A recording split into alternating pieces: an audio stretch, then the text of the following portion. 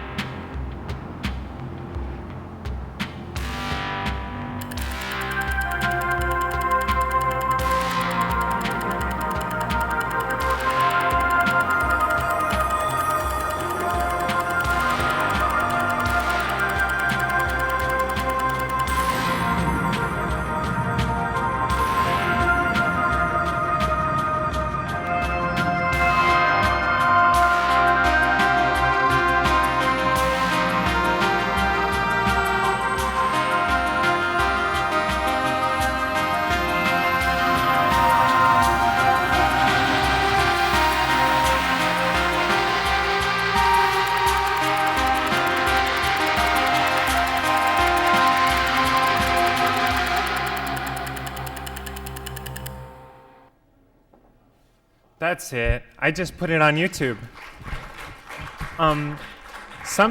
Something that I love about animation is that everything is in focus, and so it's a very kind of theatrical space, meaning you can choose what you look at. And so a lot of the short animations I do are very like dense, and it's about the orchestration of all of these different things. And ideally, people can just watch them more than once and just sort of enjoy all of these elements moving around the screen. This is the book.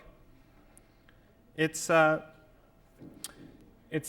two brothers who go to this island where they're making an amusement park that's devoted to different time periods called Clockworld. And so they go to this island where Clockworld is being constructed, and they teach English to the people who work at the park. It's sort of a spin-off of Jurassic Park. This is other pages from the book. The book has an alternate history of amusement parks, like that there was a 60s avant-garde theme park movement of people who were trying to do kind of non-amusing amusement parks, like experimental, challenging amusement parks. And then Disney's popularity wipes all of these people out, and they have to go to these far-off lands to get financing to build these strange parks. And so this one guy goes to this island to make Clockworld. And that's what's happening in the book, but the book, I really wanted it to have this existential feeling of being a 16-year-old boy. When I was 16, I was in a very remote part of Japan teaching English to people, and so there weren't a lot of foreigners there, and it was kind of, it heightened and already, like being a 16-year-old kid is already messed up and your emotions are flaring. But if you're in a place where no one is speaking the same language as you, it was a very an intense feeling time. And so this book was a way of spewing out all these horrible feelings onto you people. Really. This is more pages of the book. I went to SVA, and for comic books, I studied cartooning, and there was always kind of I always felt like color in comics was an unexplored area, that it was always naturalistic color. Like you can read a comic in black and white, and so I don't know if you people know anything about comics, but I'll tell you. Tintin kind of put naturalistic color into the comics. So it'd be like movies are silent and then sound comes in and it's filling the space with naturalistic sound. Like the time of day, wind through the trees, the grass is grass colored. It was a naturalistic space. And comics were like that for a long time. I mean, forever. And there were some like silkscreen style comics, meaning two colors combining to make a third color. So when I was a student, I immediately thought, I'm going to try to see how color could add meaning or content to comics. And I started trying all these different things, color coding, and eventually I started thinking of color as like a really dramatic film score playing underneath the content of the scene. So you have what's happening in the line art, and then you have this huge, abstract, artificial, dramatic force just smashing into it. So it'd be like a Bernard Herrmann score, right? Like Psycho, like you have this woman in the shower, and you have like reen, reen, like this loud in-your-face thing, and the scene is the collision of these two things together. And then when I started thinking about color that way, it just, it was really thrilling for me, and it kind of just splintered off into all of these other ideas of ways to communicate very contradictory and complicated ideas and feelings through comics. More pages. This is where the brothers check out a library book at the park. This is what the color layers look like. Just airbrush and acrylic paint. This is a spread from the book. Traveling to, I tried to take things that happened to me, but move everything closer to how it felt. And so when the boy goes to this place, the character isn't me, and it doesn't take place in Japan, and nothing about it is factual, but everything about, I wanted to just move it true to the feeling. So instead of taking a plane, he rides this ship across the sea, and it's a stormy journey, like dramatization, basically. Here's another spread. This is a spread in the book. This drawing style, one of my teachers at SVA was this guy, David Mazzucchelli, who did a book called Batman Year One, City of Glass, Rubber Blanket. He recently did Asterius Polyp. He did Batman Year One, he drew with a fat, kind of constant, unchanging line.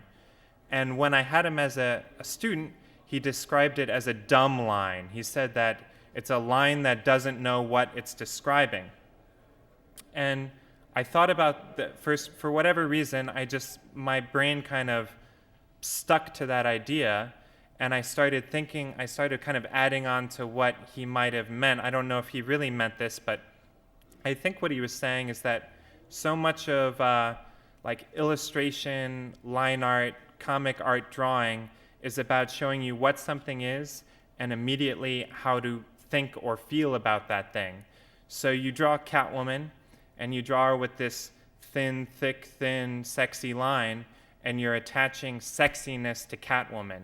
You know, you're presenting the two simultaneously together. Or you draw like someone meditating, and you use thin, spaced out lines. And so it's about really making the feeling and what it is totally fused. And that's how people view the success of that drawing. And what the dumb line did, I think, is it said, fuck all that. It said, I'm going to just draw this thing, and you can think how you feel about it. And so it had a kind of an ambiguous quality where you could draw Catwoman, and it would say, I don't know how sexy Catwoman is. You know, it would have like a doubt, or it could hold contradictory ideas that I thought a lot of illustration, comic art drawing wouldn't have or didn't have.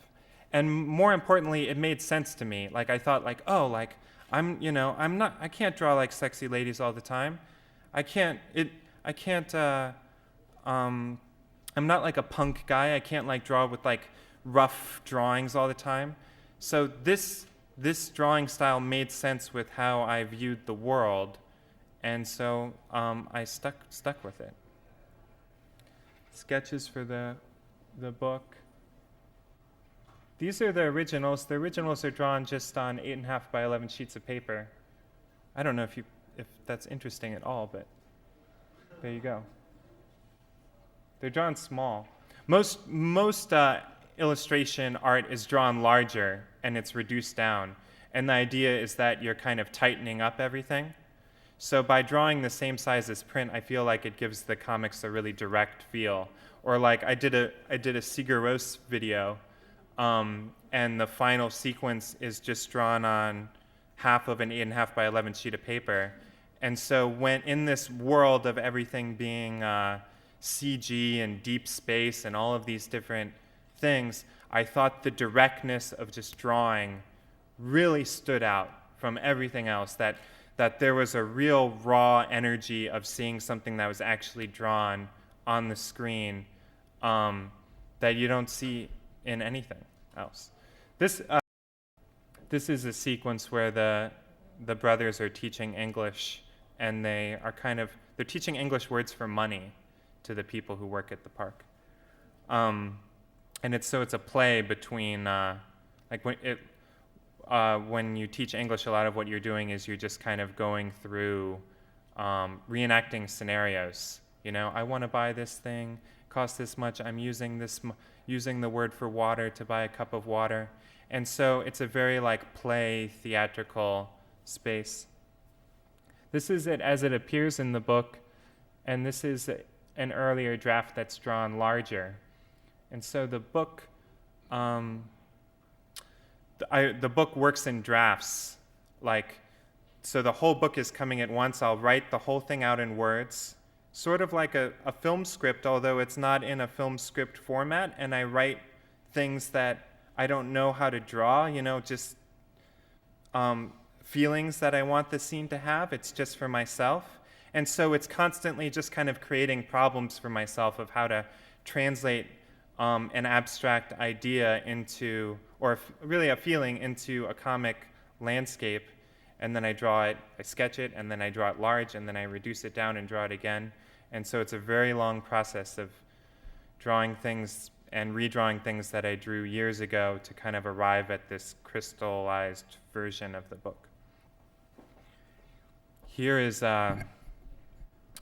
Danny, the main character, getting drunk for the first time. And I wanted to get that tipsy, twisting feeling. A lot of the books and the comics and cartoons I've done have been about trying to translate experiences into this world. Like there's the cartoon symbol of what drunk is, like little squirrelies above people's heads. But we know that that's not what feeling drunk is like.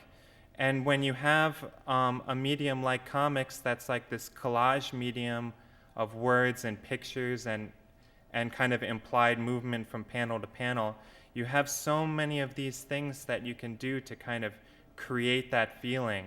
And so I love trying to come up with ways to communicate experiences in comics. I did a book called Body World that was all about communicating how I thought telepathy would work, where instead of it just being like a words, like a hit, like uninhibited signal between, like as if I'm walking through a city and I have like this radio station playing in my head of, I want to kill everyone, I want to have sex with everyone, I want to rob this place, like an uninhibited like monologue and words running through your head, and then another person with telepathy would tap into that.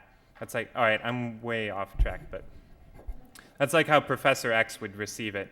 I wanted to do I didn't think telepathy would work that way, and so I thought it would be a full bodylar experience. We don't think in words, we don't think coherently, and so I made this book about trying to translate all of the stages of telepathy. So this one is just translating getting tipsy. What's the name of the telepathy? Body World? Pantheon put that out a few years ago. So the brothers turn against the park and vandalize the park. This is them shitting in the pool, the bathhouse outside the park. I think I have a time for like a couple questions. Sure, yeah. I think it's interesting that you said you wanted to go to a dumb line because you didn't want the line to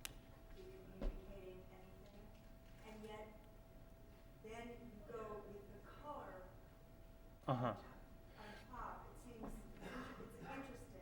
Yeah, well, it's also how drawings look like in coloring books. If you look at coloring books, they draw with a very fat, thick line, a dumb line, because it's meant for kids to be able to fill it in however they want, you know, and they can color outside the lines, but still the content of the coloring book is unchanged. You can still tell that that's Sailor Moon or something because they drew it thick enough and then the kid can just scribble all over it. Okay, I think that's it. Time up. Thank you. Thanks a lot.